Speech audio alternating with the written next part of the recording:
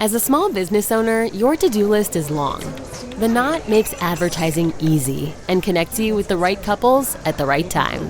Visit vendors.theknot.com/podcast for 15% off your first month with code podcast15.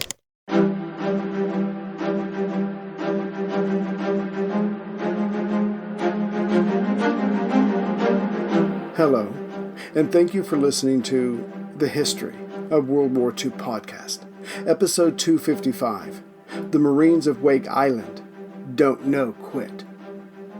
Last time, Guam had fallen quickly to the Japanese, but would Wake go the same way? It seemed so, as Lieutenant Commander Matsuda and his 36 bombers, coming up from the Marshalls, were able to take out the 8 Wildcat fighters parked on the ground in mere minutes. And of the 4 in the air during the attack, 1 was damaged upon landing. That left the Marines 3 fighters to take on the enemy, who would surely return. Still on that same day, December 8th, the civilians got to work, repairing damage as best they could, making new foxholes, along with trenches, to give the defenders the ability to fight while moving. The other priority was to repair the phone lines, as most of them were above ground and now damaged. The last but not least priority was to take supplies and bury them around the island, so no one bomb strike would leave the defenders hapless.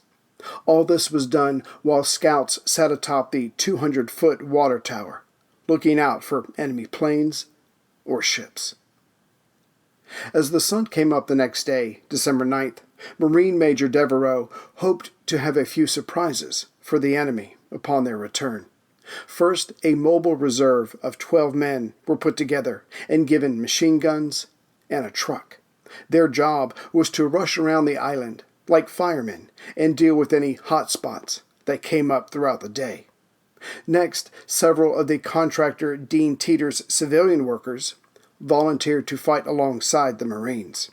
Hence, one 3-inch gun, which had been abandoned, was once again manned, with a Marine to supervise. But the second biggest surprise was that the airstrip, should the enemy try to fly in infantry, was mined with explosives. And just to make sure the bombs would detonate, 3 separate groups of wires led to activation switches. Yet Devereux's ace was that by 5:30 a.m. of that morning, 2nd Lieutenant Kinney and Technical Sergeant Hamilton had repaired the 8th and least damaged Wildcat, which meant Major Putnam, commanding the fighters, now had 4 planes to harass any returning bombers.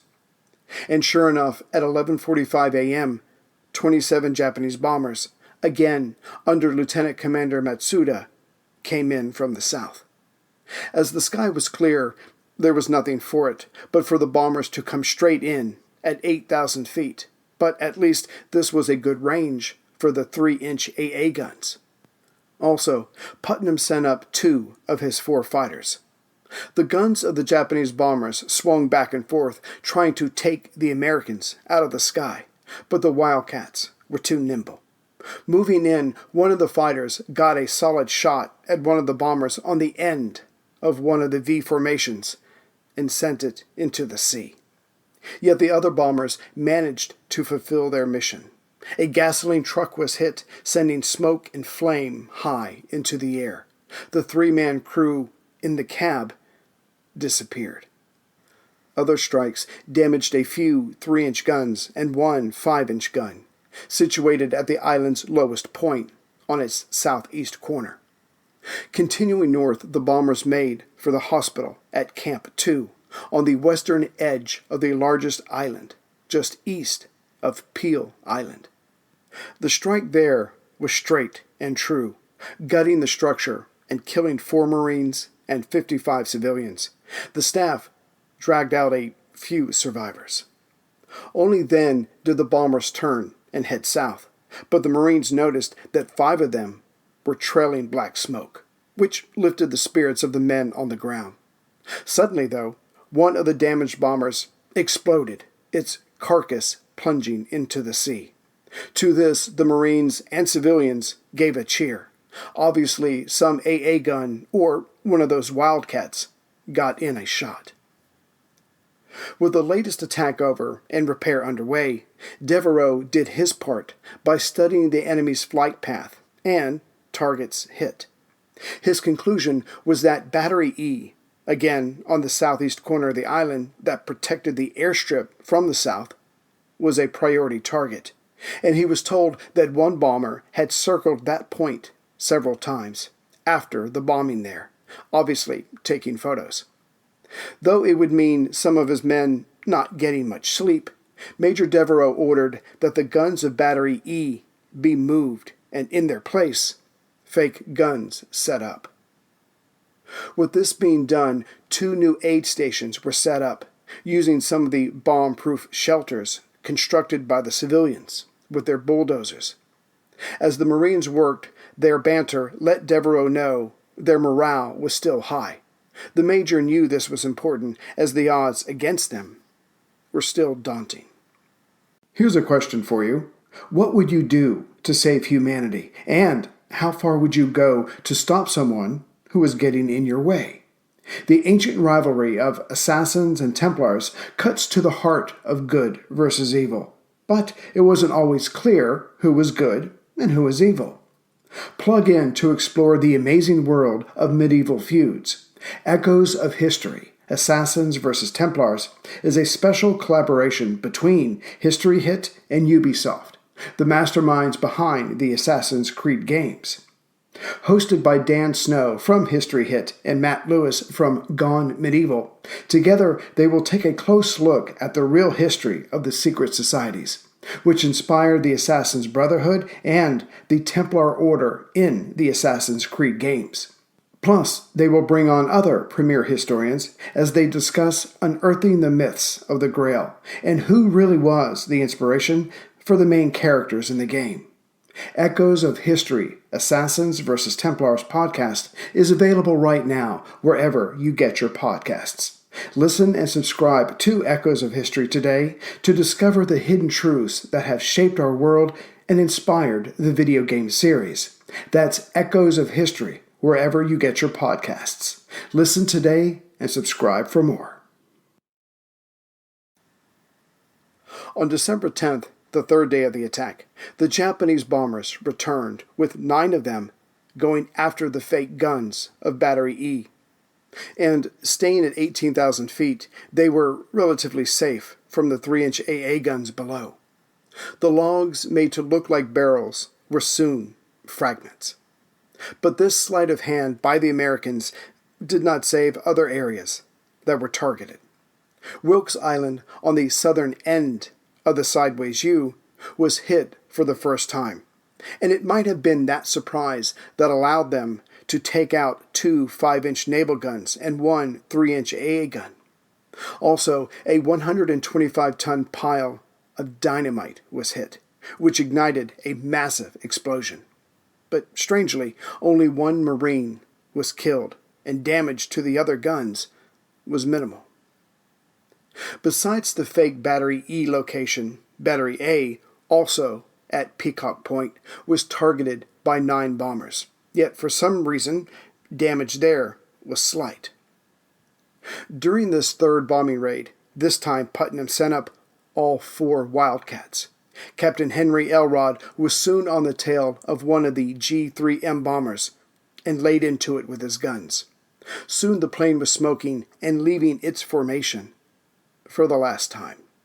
Yet the other nearby bombers were using this time to shoot at Elrod, but the pilot pulled up out of their line of fire and started shooting a second bomber.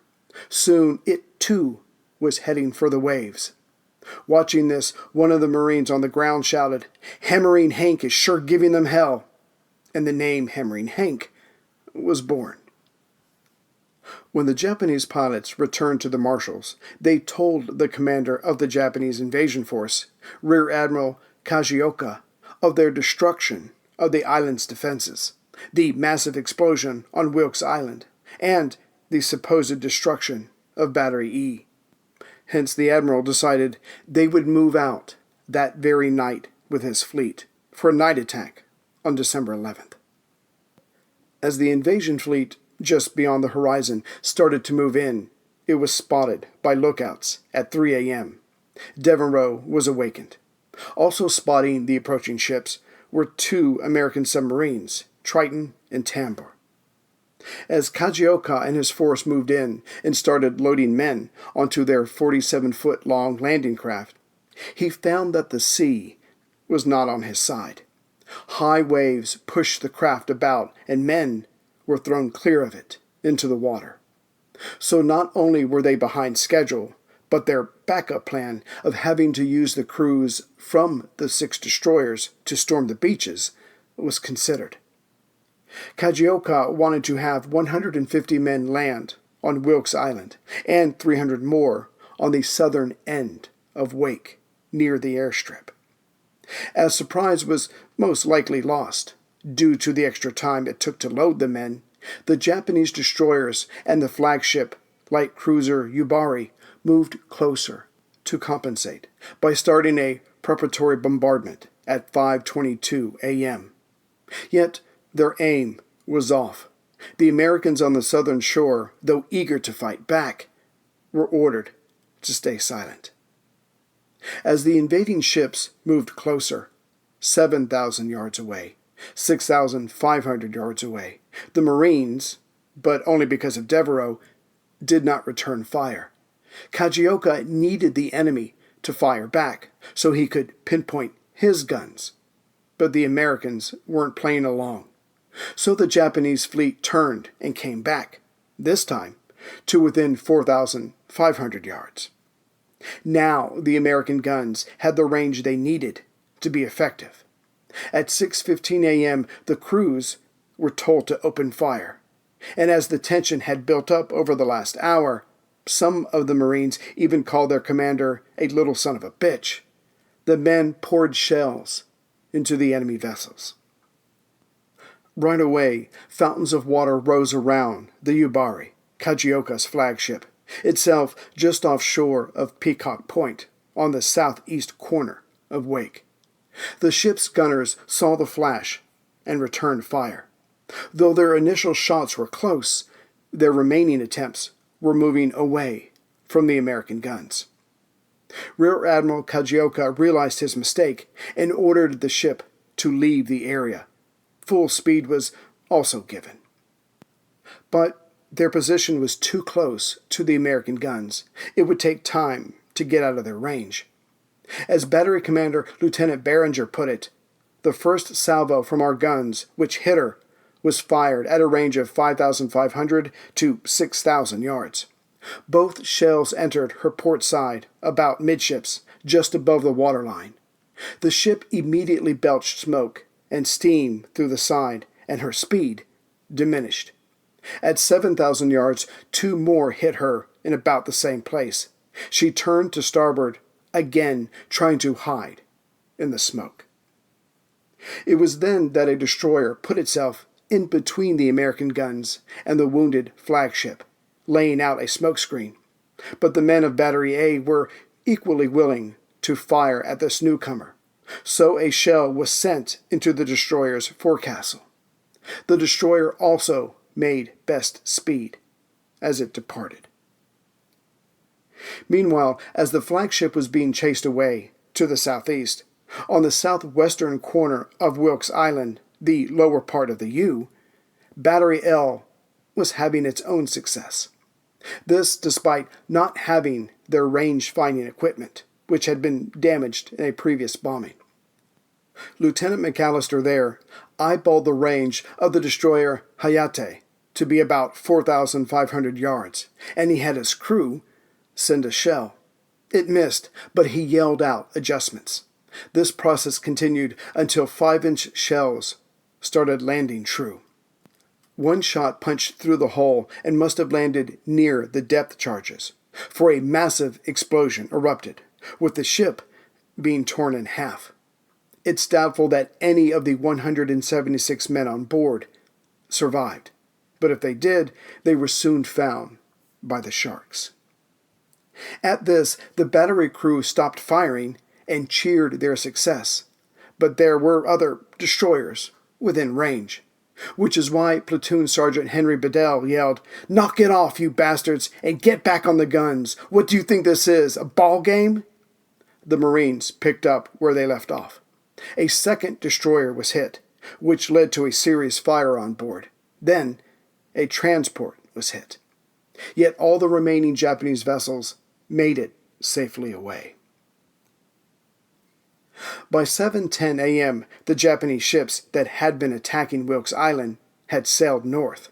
Now they were in range of the guns on Peel Island, on the northern end of the U at Toki Point.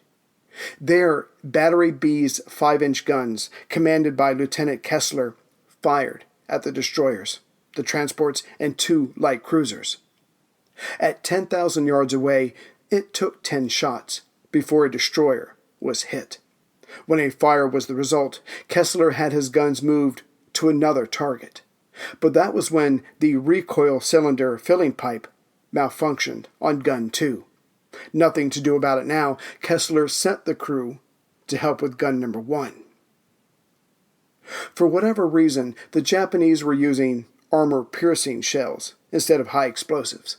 At one point during the exchange, one of the Americans watched as one shell was observed to fly down the open path between the 2 parallel lines of ammunition passers to explode beyond without harming anyone.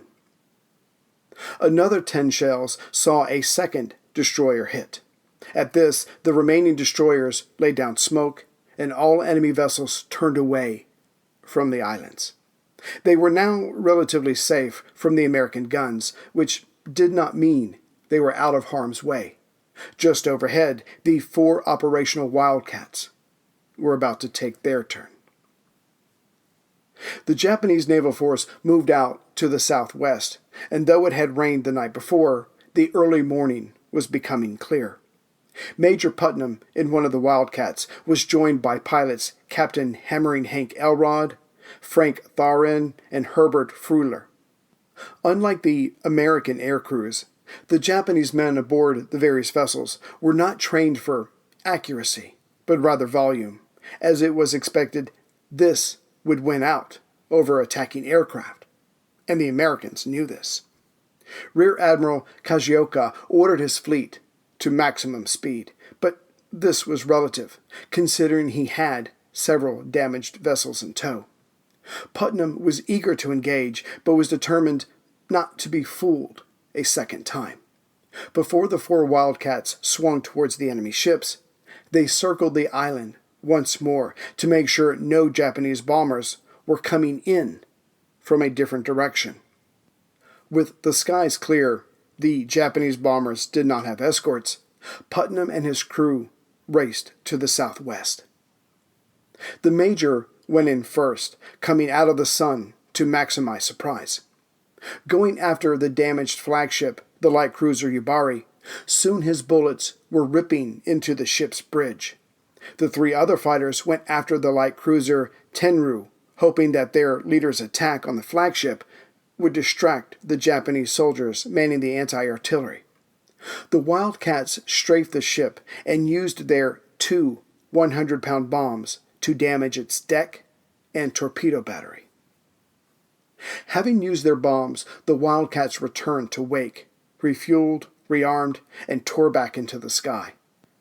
And they would do this over and over, inflicting damage, but also receiving it. After a few more sorties, 2 of the fighters had to remain behind. It was hoped they could be repaired. But the other 2 planes managed 9 trips that morning. When they were done, the Americans had used up 20,000 rounds of .50 caliber machine gun ammunition and 20 100-pound bombs. With each landing, the crews were getting faster at readying the planes to re-engage the enemy. And to keep them sharp, and probably to reward their ability of keeping the 4 Wildcats battle-worthy as long as they had, Thurin and Fruller hopped out and let Kinney and Hamilton take over. On Hammering Hank's last sortie, he went after the Kisaragi, thinking it was the almost identical Yubari. Coming in, he let his 50 cal Brownings rip and scored with his bombs. One of them went through the deck and started an internal fire, normally a death sentence for a ship. Yet the Kisagari stopped, dealt with the fire, and then moved on, though even slower than before. Yet the ship's crew got their revenge. As Hank had been coming in, his plane's oil system was hit by a 7.7 millimeter machine gun. From that second on, his engine was on borrowed time. Knowing this, Hank made a straight line for Wake, with his engine locking up just as he came upon the shoreline.